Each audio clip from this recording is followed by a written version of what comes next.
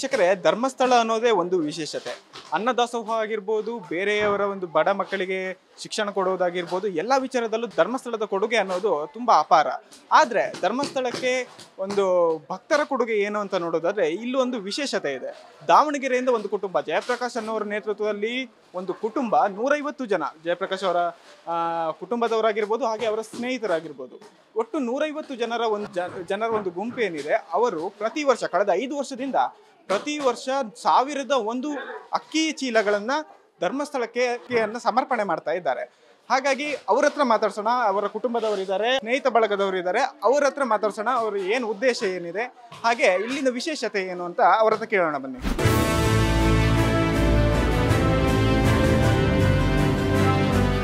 Madam ನಮಸ್ತೆ. ನಮಸ್ತೆ. ನಿಮ್ಮ ಹೆಸರು? ನನ್ನ ಹೆಸರು ಅಶ್ವಿನಿ ಪ್ರಶಾಂತ್ ಅಂತ. ನಾವು ದಾವಣಗೆರೆ ಮಾಜಿ ಮಹಾಪೌರರು. ಓಕೆ ಮೇಡಮ್, ನೀವು ನಿಮ್ಮ ಈ ಒಂದು ಸ್ನೇಹಿತರ ಕುಟುಂಬದವರು ಇರ್ಬೋದು, ಹಾಗೆ ಸ್ನೇಹಿತರ ಬಳಗ ಇರ್ಬೋದು, ಕಳೆದ 5 ವರ್ಷದಿಂದ ಧರ್ಮಸ್ಥಳಕ್ಕೆ ಅಕ್ಕಿಯನ್ನು ಸಮರ್ಪಣೆ ಮಾಡ್ತಿದ್ದೀರಿ ಅಂತ ಕೇಳ್ಪಟ್ಟೆ. ಹೌದು, 5 ವರ್ಷದಿಂದ ಅಕ್ಕಿ ಸಮರ್ಪಣೆ ಮಾಡ್ತಾ ಇದ್ದೀವಿ. ಇದು 5ನೇ ವರ್ಷದ ಅಕ್ಕಿ ಸಮರ್ಪಣೆ ಆಗಿದೆ. ಪ್ರತಿ ವರ್ಷವೂ ಹೆಚ್ಚು ಅಕ್ಕಿನ ಸಮರ್ಪಣೆ ಮಾಡ್ತಾ ಬರ್ತಾ ಇದ್ದಾರೆ. ಇವರು ಒಂದು ಒಳ್ಳೆಯ ಉದ್ದೇಶದಿಂದ ಇದು ಅಕ್ಕಿ ಸಮರ್ಪಣೆ ಮಾಡ್ತಾ ಇದ್ದಾರೆ. ದೇವರು ಇವರಿಗೆ ಹೆಚ್ಚಿನ ಆಯುಷು ಆರೋಗ್ಯ ಕೊಡಲಿ, ಹಾಗೆ ಇನ್ನೂ ಹೆಚ್ಚಿನ ಒಂದು ಅಕ್ಕಿಯನ್ನು ದಾನ ಮಾಡ್ತಕ್ಕಂತಹ ಶಕ್ತಿ ಕೂಡ ಕೊಡಲಿ ಅಂತ ಕೇಳ್ಕೊಳ್ತಾ ಇದ್ದೀನಿ. ಹಾಗೆ ಇವರು ಅಕ್ಕಿ ಸಮರ್ಪಣೆಯನ್ನು ಮಾಡೋದ್ರ ಜೊತೆಗೆ 2 ಬಸ್ಸು, ಒಂದು ಟ್ರ್ಯಾಕ್ಸು ಮತ್ತು ಅನೇಕ ಜನರನ್ನು ಕರ್ಕೊಂಡ್ಬರ್ತಾ ಇದ್ದಾರೆ. ಅದು ಕೂಡ ನಮಗೆ ತುಂಬ ಖುಷಿಯಾಗಿದೆ. ಅವರಿಗೆ ಮಂಜುನಾಥ ಸ್ವಾಮಿ ಒಳ್ಳೇದು ಮಾಡಲಿ ಅಂತ ಕೇಳ್ಕೊತೀನಿ. ಮೇಡಮ್, ಇದು ಇತ್ತೀಚೆಗೆ ಒಂದು ನಡೆದ ಪ್ರಕರಣದಿಂದ ದೇವಸ್ಥಾನಕ್ಕೆ, ಅಂದರೆ ಧರ್ಮಸ್ಥಳ ದೇವಸ್ಥಾನಕ್ಕೆ ಭಕ್ತರ ಸಂಖ್ಯೆ ಕಡಿಮೆ ಅಂತ ಆಗ್ತಾ ಇದೆ ಅಂತ ಹೇಳ್ತಿದ್ದಾರೆ. ಏನು ಹೇಳ್ತೀರಿ? ಇಲ್ಲ, ನಾನು ಪ್ರತಿ ತಿಂಗಳು ಬರ್ತಾ ಇದ್ದೀನಿ ಧರ್ಮಸ್ಥಳಕ್ಕೆ. ಹಾಗೇನು ನನಗೆ ಕಡಿಮೆ ಅಂತ ಅನ್ನಿಸ್ತಾ ಇಲ್ಲ. ಈ ಸರಿ ಕೂಡ ಭಕ್ತರು ಜಾಸ್ತಿನೇ ಇದ್ದಾರೆ, ಹಾಗೇನು ಕಡಿಮೆ ಆಗಿಲ್ಲ. ದೇವ್ರನ್ನ ತುಂಬ ಜನ ನಂಬಿ ಬರ್ತಾ ಇದ್ದಾರೆ.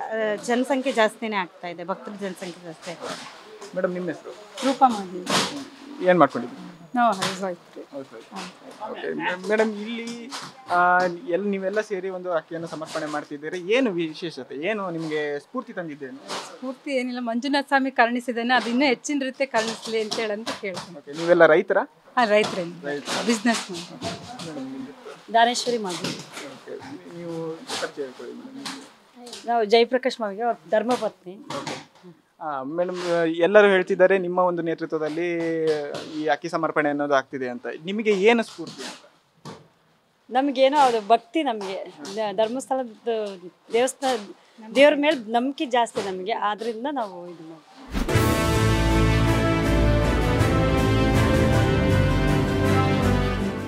ನಾನು ಸುಮಾರು ಒಂದು 20 ವರ್ಷದಿಂದ ನಡ್ಕೊಂತ ಇದ್ದೀನಿ ಧರ್ಮಸ್ಥಳ ಮಂಜುನಾಥ ಸ್ವಾಮಿಗೆ. ಈ ಸುಮಾರು ಒಂದು 7-8 ವರ್ಷದ ಕೆಳಗಡೆಗೆ ನಾವು ನಮ್ಮ ಸ್ನೇಹಿತರು ಧರ್ಮಸ್ಥಳಕ್ಕೆ ಬಂದಿದ್ವಿ. ನಾನೇನು ಅಕ್ಕಿ ಕೊಡ್ಬೇಕಂತ ಅನ್ಕೊಂಡಿದ್ದಿಲ್ಲ. ಆ ಸ್ವಾಮಿ ಹತ್ರ ನಿಂತ್ಕೊಂಡು ಪ್ರಾರ್ಥನೆ ಮಾಡುವಾಗ ಮನಸ್ಸಲ್ಲಿ ಒಂದು ಶಕುನ ನುಡಿಸ್ತು, ನನಗೊಂದು ಲೋಡ್ ಅಕ್ಕಿ ಕೊಡುವಂಥ ಸ್ವಾಮಿ ಮಂಜುನಾಥ ಸ್ವಾಮಿನೇ ನುಡಿಸಿದ್ದು.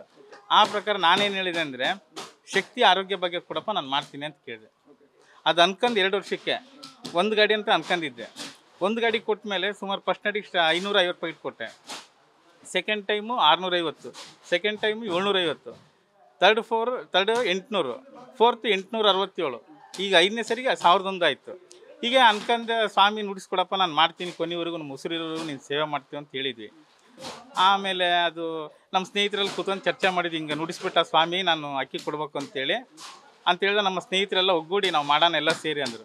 ನಾನು ಅವಾಗ ಸ್ಟಾರ್ಟಿಂಗು 400 ಪ್ಯಾಕೆಟು 411 ಪ್ಯಾಕೆಟ್ ಕೊಟ್ಟಾದ್ಮೇಲೆ ಹಿಂಗೆ ದಿನಕ್ಕೆ ಸ್ನೇಹಿತರು, ಸಂಬಂಧಿಕರು ಎಲ್ಲರೂ ನನಗೆ ಸಾಥ್ ಕೊಡಕತ್ತರು.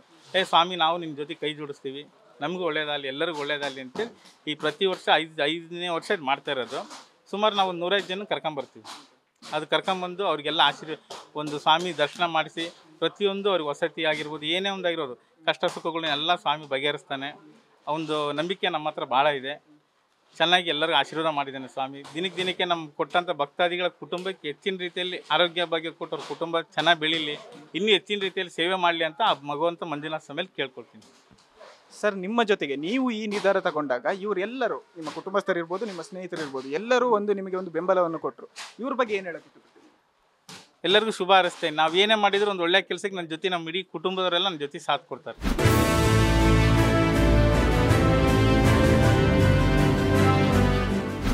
ಎಷ್ಟು ವರ್ಷದಿಂದ ಧರ್ಮಸ್ಥಳಕ್ಕೆ ಬರ್ತಿದ್ದೀವಿ? ನಾವೀಗ ಮುಂಚೆನೂ ಬರ್ತಾ ಇದ್ವಿ, ಬಟ್ ಈಗ 5 ವರ್ಷದಿಂದ ಕಂಟಿನ್ಯೂಸ್ ಆಗಿ ಬರ್ತಾ ಇದ್ದೀವಿ. ಈಗ ನೀವು ಹೇಳಿದ್ರೆ 5 ವರ್ಷದಿಂದ ನಾವು ಧರ್ಮಸ್ಥಳಕ್ಕೆ ಬರ್ತಿದ್ದೀರಿ, ದೇವರ ದರ್ಶನ ಮಾಡ್ತಿದೀವಿ ಅಂತ.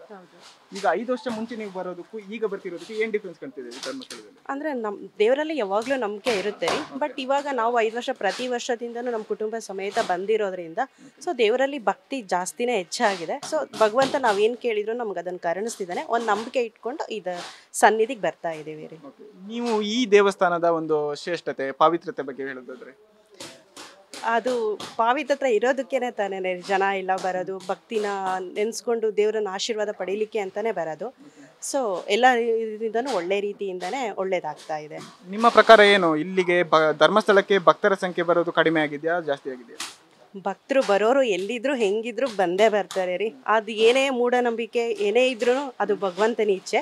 ಸೊ ನಂಬಿಕೆ ಮನುಷ್ಯನಲ್ಲಿ ಇರುತ್ತೆ ಅಂತಂದ್ರೆ ಬಂದೇ ಬರ್ತಾರೆ ರೀ, ಎಲ್ಲಿದ್ರು ಹೇಗಿದ್ರು ಬಂದೇ ಬರ್ತಾರೆ. ಇಲ್ಲಿ ಸಿಬ್ಬಂದಿಗಳ ರೆಸ್ಪಾನ್ಸ್ ಎಲ್ಲ ಹೇಗಿದೆ?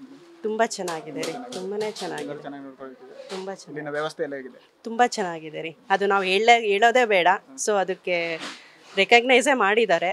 ಸೊ ತುಂಬಾ ಖುಷಿ ಆಗುತ್ತೆ.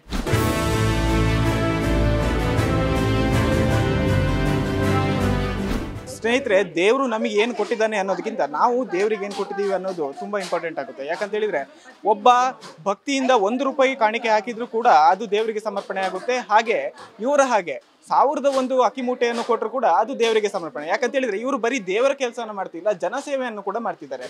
ಈ ಅಕ್ಕಿಗಳು ಅನ್ನ ಸಂತರ್ಪಣೆಗಳಿಗೆ ಯೂಸ್ ಆಗೋದ್ರಿಂದ ಇವರು ಬರೀ ದೇವರ ಕೆಲಸ ಮಾತ್ರ ಅಲ್ಲ, ಜನಸೇವೆ ಕೂಡ ಮಾಡ್ತಿದ್ದಾರೆ ಅಂತ ಹೇಳ್ಬೋದು. ಇದಾಗಿತ್ತು ಇವತ್ತಿನ ವಿಶೇಷ.